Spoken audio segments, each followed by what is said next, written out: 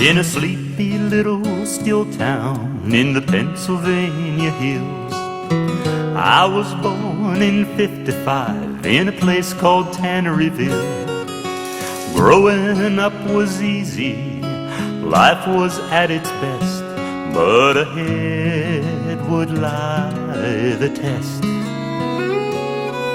We had our share in '89 and again in '36. Come on, God, we've paid our dues, please don't do this again. But in July of '77, the rains came pouring down, and it filled our sleeping little town. And it filled our sleeping little town. It washed away our homes, and it took away our life. It caused a lot of suffering, a lot of pain and strife.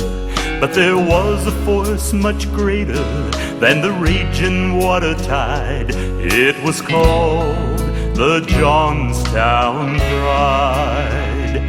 It was called the Johnstown Pride. It was called the Johnstown Pride.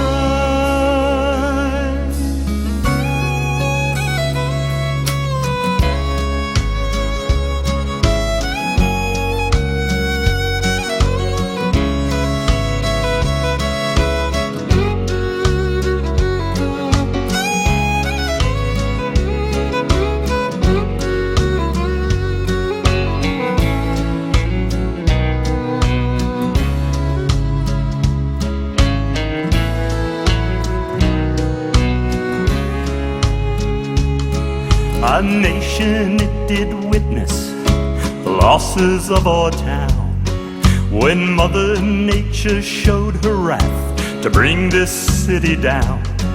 But the courage deep within us could not be washed away.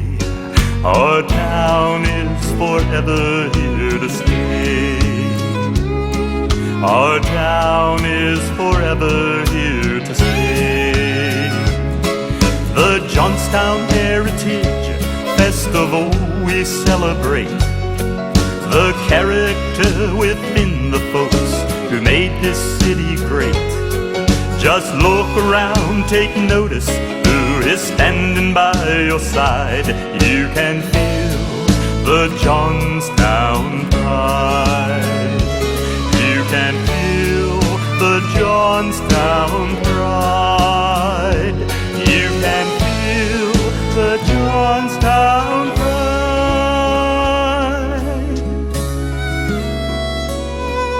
In a sleepy little still town in the Pennsylvania hills.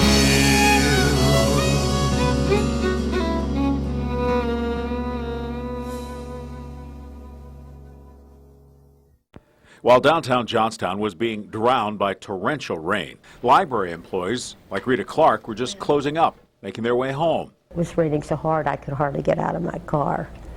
And that's when the real trouble started. The two-story building may have been spared the brunt of the storm had it not been for a runaway car.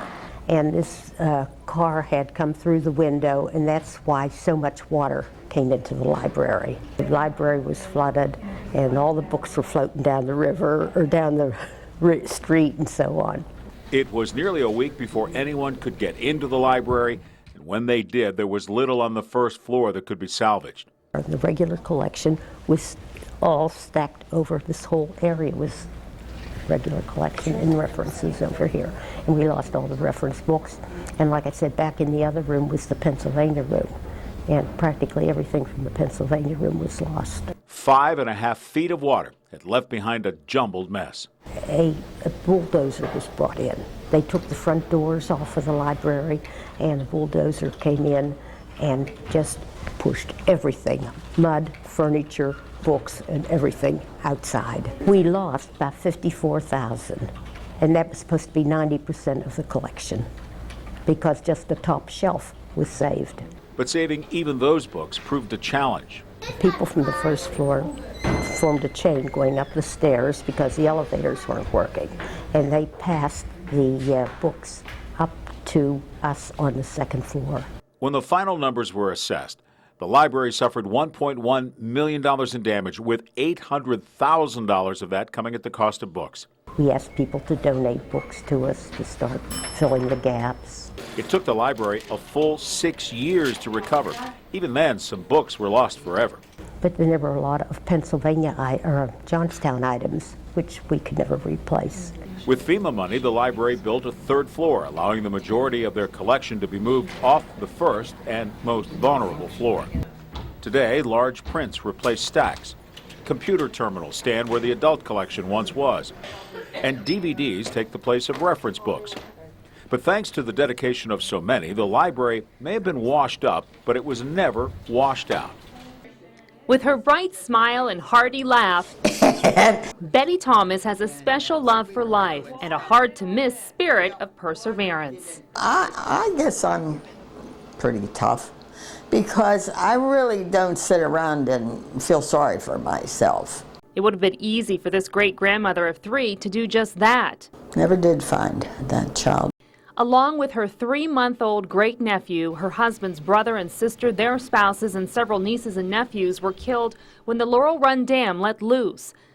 Betty and Cliff and their 2 young granddaughters visiting from New York barely escaped the floodwaters themselves. We hadn't even gone that far when we heard all that crashing.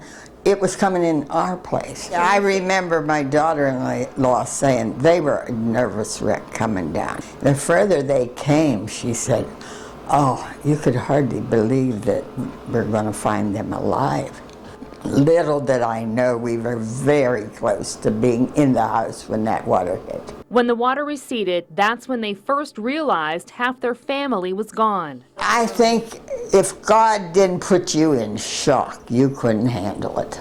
Volunteers helped the Thomases rebuild in Tanneryville, but within 2 years they moved to Westmont, attempting to move on.